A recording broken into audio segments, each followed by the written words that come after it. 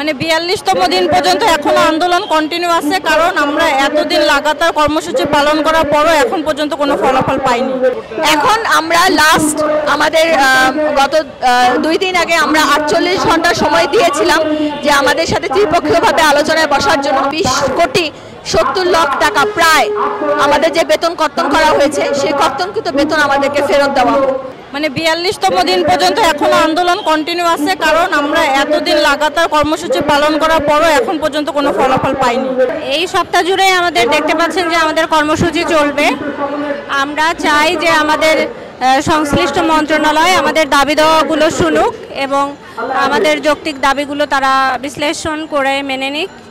এখন আমরা লাস্ট আমাদের গত 2 দিন আগে আমরা 48 ঘন্টা সময় দিয়েছিলাম যে আমাদের সাথে ত্রিপক্ষীয়ভাবে আলোচনায় বসার জন্য।